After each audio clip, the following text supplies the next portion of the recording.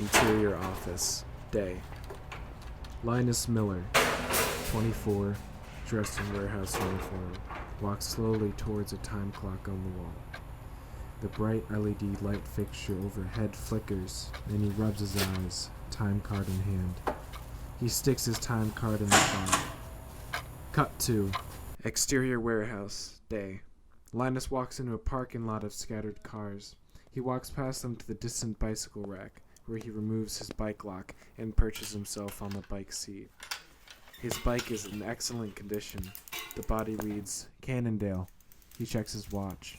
5:37 a.m. Exterior, Brooklyn streets. Day. Linus bikes through the streets of Brooklyn. He is fast and nimble on his bike, making sharp turns, braking with ease. Interior pizza shop. Day. Linus slowly opens the basement door, taking light steps down the creaky stairs. He sees his girlfriend, Nina Garcia, 25, and baby, Lily, sleeping peacefully on their floor mattress, a side lamp illuminating the room. Linus smiles and goes to them, turning out the light and sliding under the covers next to Nina, kissing her on the cheek and placing his arm around her. The three of them sleep side by side. Interior, pizza shop, basement, 3 hours later. Linus sits at their small dining table, cup of coffee in front of him. Nina bounces a crying Lily. A TV blares the morning news. I just don't understand why Roger can't give you just a few extra shifts at the warehouse. Like, you're really not asking for that much. Especially after all the times you saved his ass. None of those guys have the same work ethic as you do. None of them. Have you told him how hard you worked to fix up your bike? Linus! It's a cleaning supply warehouse, babe. It's okay, it's okay. I knew that. Are you still going into Midtown today? I don't know, maybe. I don't think I'll have much luck out there, though. You have a college degree. That's all they're really asking for.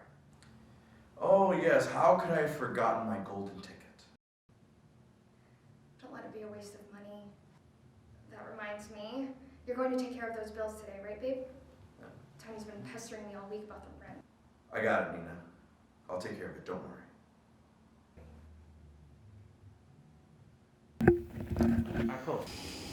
Interior subway. Day. Linus wears a wrinkled shirt sleeve buttoned-up shirt, tie, and black slacks with his dirty gym sneakers. He squats next to his bike, polishing it with silky cloth. He uses his pocket tool to tighten some small screws around the chain. Exterior, Manhattan streets. Day.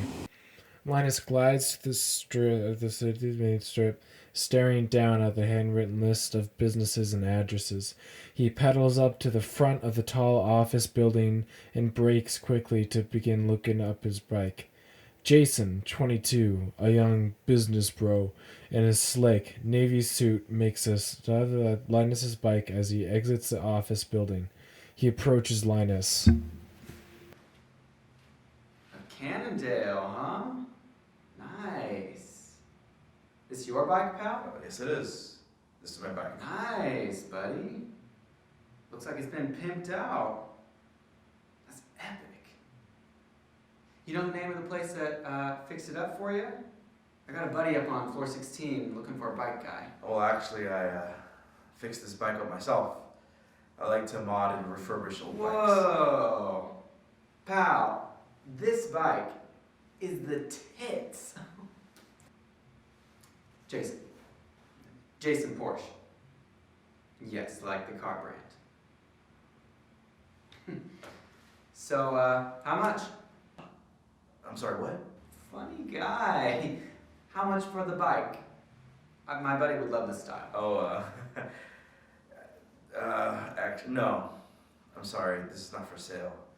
I just worked on it for so long and put so much time. I'm sure we could work something out. No, I'm sorry. What if I gave you, I don't know, how's 4,500 sound?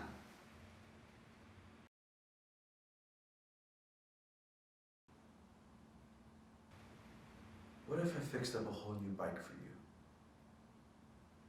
I could clean it up, make it just like mine, and sell it to you. That's what I like to hear. Have it ready by, say, a week from today. Oh, and by the way, consider this as a down payment. Exterior Brooklyn streets. Day!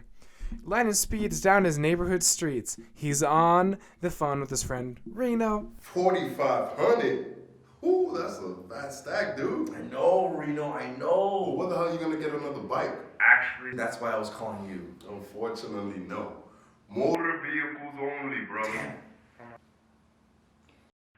You ever thought about stealing one?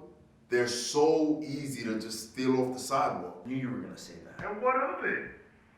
Look, I know how hard you and Nina got it in that rat shack. And if I had a girl like her, I'd be stealing bikes every day. Hey, that's $750, homie. Hey, watch it. I don't know. Maybe. Maybe. You should call me back when you're ready to step up in this bike biz. Later, line. Reno hangs up. Linus keeps pedaling fast for a moment before gradually breaking to a slow glide down the street. He scans the area. There are bikes chained up in front of every couple of houses. He passes each of them before spotting a bike propped up against a gate, no chain. Linus comes to a halt on the opposite side of the street. He pauses and stares at the bike, almost waiting for it to come to him. He looks around and bikes out of the street. He looks around once more before hesitantly grabbing the left handlebar of the bike, quickly pedaling away with it in one hand.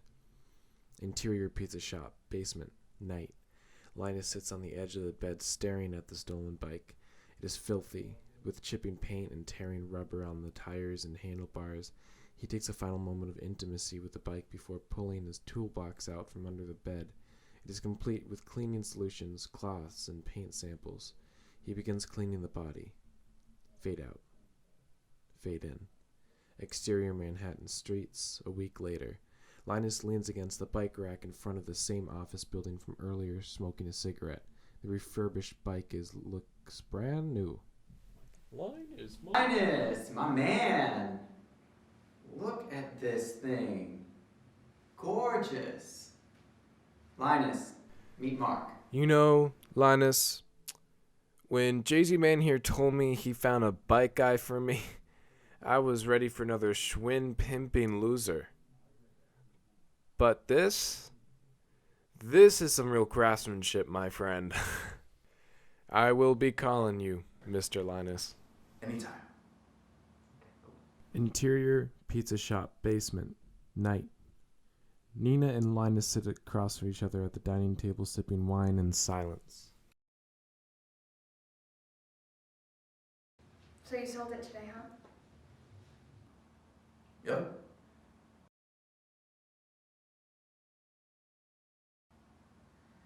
$4,500.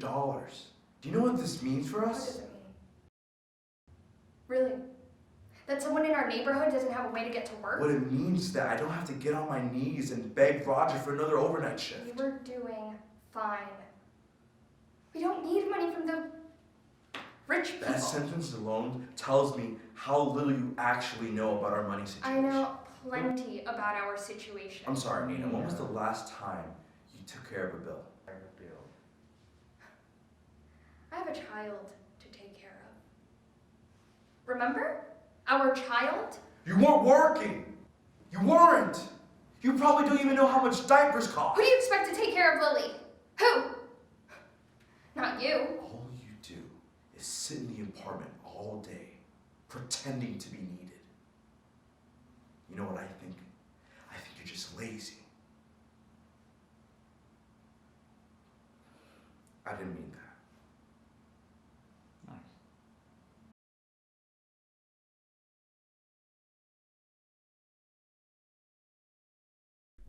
Exterior Brooklyn streets, day. It is a few weeks later. Linus now does a simple, quick scan on his surroundings before taking his bolt cutters out of his backpack and clipping bike chains. He's able to do the bike in each hand in a row. Interior pizza shop, day. The basement is crowded with bikes of varying refurbishing stages. Linus squats next to a nearly finished, renewed bike, rubbing a polish on the body. Exterior Manhattan streets, day. Week after week, Linus shakes the hands of two new wealthy customers. They each write out a check and hand it to him. Exterior Brooklyn streets, night. Linus glides on his searching for the neighborhood for new bikes to steal. There are none in sight. Much different than the weeks ago. He turns a corner and spots one chained up in front of a multi-family home. He quickly pulls over and takes out his bolt cutters. He clips the first ring when suddenly Thomas, 13, runs out of the house. "Stop, please! It's my bike!" Linus immediately fumbles his cutters back into his bag and begins to run out his parked bike. As he runs across the street, a speeding car slams and brakes and honks and horns hit in the face. Reno runs out of the house following Thomas, locking eyes with Linus. He sees the bolt cutters in the clipped bike chain. You got 5 seconds to tell me what you're doing stealing my little cousin's bike. Dude, I have no idea you had family. I said, what are you doing stealing my I little would have cousin's never bike? tried it if I knew it was Thomas's bike. I was just looking for bikes to nab, honest. Just like you told me, remember? Are you stupid or something? When I told you that, I said, go steal bikes somewhere else, not in this neighborhood. I meant the douchebags on Madison, you know, where they don't have to work for anything ever in their lives. Are you stupid? Are you? I thought Reno, I'm sorry. He doesn't look back and slams the door on him. Interior pizza shop, basement, day. Nina slowly stirs awake. She reaches her arm over to Linus' side of the bed, but he's not there. She sits up and scans the room. The once bike-crowded area is now empty, with only their few pieces of furniture. Exterior, Brooklyn streets, day. Linus links a newly cleaned bike to the front gate. He writes on the note on a note card that reads, "I'm so sorry." And he bikes through the neighborhood. In the background, there are numerous bikes linked to front gates with note cards attached to them. He checks his watch. 6:43 a.m. Interior pizza shop. Day.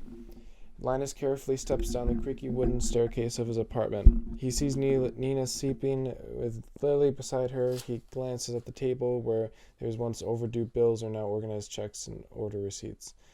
He quietly steps into the bed, him on the side, Nina on the other, Lily now between them. He kisses her on her cheek. The three of them sleep side by side.